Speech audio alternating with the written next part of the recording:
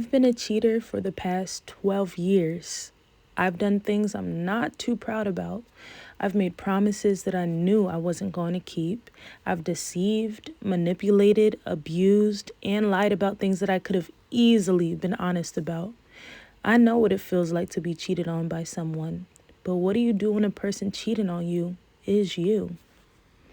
Pain makes you do some strange things. A lot of people say that pain drives you. I wish pain drove me away from more painful things, but I've had to learn the hard way.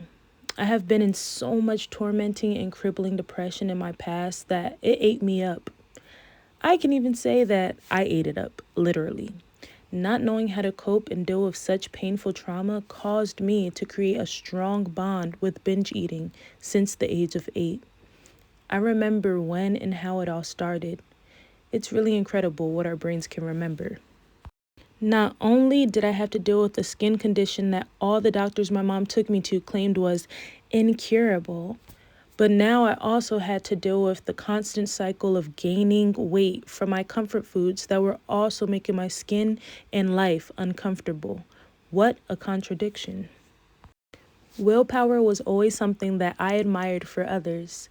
I couldn't really see much of anything for my life, to be honest, but to say I'm trying seemed like the most logical thing to do so my brain and organs wouldn't catch up to my already dead skin and give up on me as well.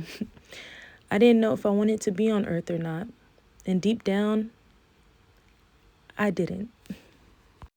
Constantly getting bullied, paranoia, and self-destruct was a major part of my childhood.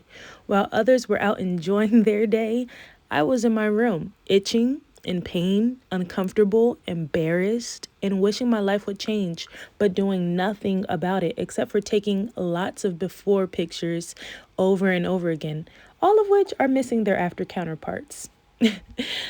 I've tried every fad diet that I came across and never stuck to them, and that became the norm for me. Telling myself I was going to try new methods for my skin and not doing anything became the norm. I was only a child.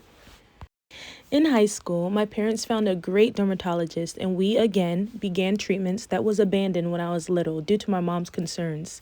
And yes, mothers are always right. I know you don't want to believe it, but they are. You know this chapter already if you're like me, but if you're not, well, you go into the patient room and wait for your doctor to see you, undressed into a medical gown, exposing every inch of your flesh that you've hidden from everyone for years. The doctor comes in and makes their eyes wide, sympathizing with your condition and making it seem worse than it probably even was. They promise to whip you into shape and get your skin cleared in no time. And they do.